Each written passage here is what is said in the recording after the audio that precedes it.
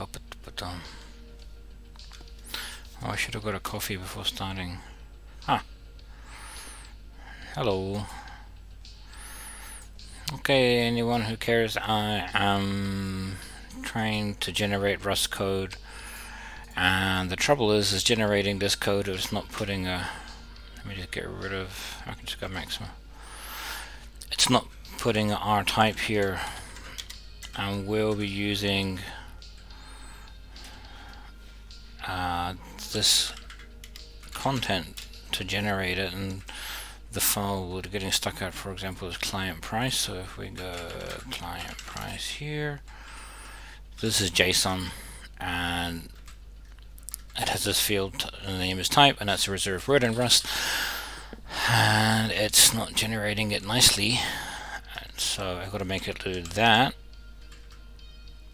and I don't know where the code that generates it is. That's what I'm looking for. So something about definition. I mean, it's not okay. There's definition object that we're making. So somewhere in the gender definition, it'll be in here, and it'll be field name. So if the because we're scraping the Oanda API, which is here, this is what we mean by a definition, is a struct in this case. So, and in fact we can literally find it because it is it is client something, I can't remember the name of it. Client, where is it gone? I can just see it here. It is client price. So let's have a look for that here. Wow, it's not even in there, so that's funky. Because it'll be in like order or something. So in case anyone's wondering, Oanda is a trading platform, and I want to use their API, but I want to write a Rust client for their API. I don't even know where client price is. Maybe pricing? Nope. Maybe pricing common? Nope. It must be an order or something. Yeah.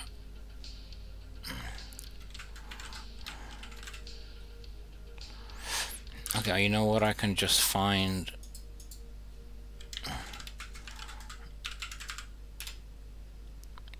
I've got everywhere that references it as not formatted yet.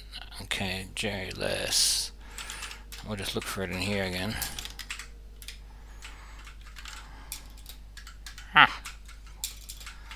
Client price. So this guy uses it, responses, and what endpoint is this? This is the pricing endpoint. So if I go to the pricing, that's the trouble. There is no pricing endpoint. There it is. And the method is pricing. That one there. So this is the API endpoint description. We scraped all of this into JSON, onto YAML, and now we're generating the code from that YAML. I don't see, maybe I should regenerate this content.yaml. We need serialize all.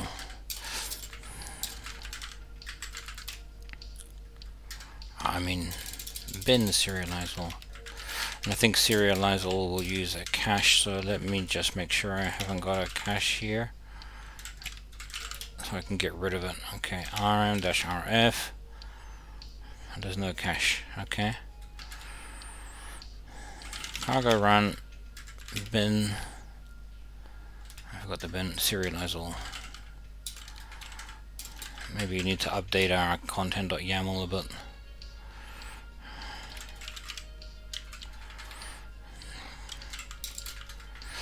Okay, it used the cache. And where is the cache? I can't remember because I haven't used the code for so long. Web scraper. Okay, maybe I need to get the web scraper. Library. That's the library app that uses the web scraper. Okay. Instead of serialize all with the help, maybe I made some nice documentation for it. No, I didn't. Okay, fine. Let's open it. So I should have made some documentation. Get all content. And does get all content use a cache? Passes that for URL and content. Get content must use a cache. I remember I programmed it in there because there was so many times downloading things. It literally doesn't use a cache. Wow. Okay, it just downloads the stuff. Okay, so anyway, we're trying to generate client pricing. I would like to find it in here, but I don't see it, which is funky. Let's have a look. Oh, you know what? I should make my screen big so everyone can see the fonts, because people like that. Client pricing. No, it's gone now. Okay, so maybe my content is out of date. So let's just go cargo run writer. And now it's dying somewhere else. Non-tradable, and it is a client price. Man, I suck. Client price. So it's used here, right here. Schema, fields. This is the response. Ah, it's in the response. So I've got to expand this. Client price. Now we can click on it. So this is the code we're trying to generate for that. And the trouble is that they've made this thing called type. So what's the definition? Gen definition is here. And we say what kind of definition is it? It's a struct, so we go to gen struct. And name is ident2. Oh, so that's easy, it's right there. So we just got to say, what is the other bit of code that I changed? Because I changed some other code. It is in gen row. Okay. I'm just going to copy the code I just changed from gen row, hoping to fix it, but oh, here we go. This is the change. So we're changing the name to a snake case. Beep. And saying if it's type, then change it to type. Probably we should put that in a shared library somewhere. In fact, I'll do that. I'll put it in a writer util. Right down the bottom, I guess. String to stream. Stream to string. I'll put it down here. Pub fn field name. It takes a name and it returns a ident. I think it's it, like just literally ident. Proc2 ident. I think it's the right one. Give it some doc strings. Takes a name from the YAML and turns it into a nice field name, and it's literally that.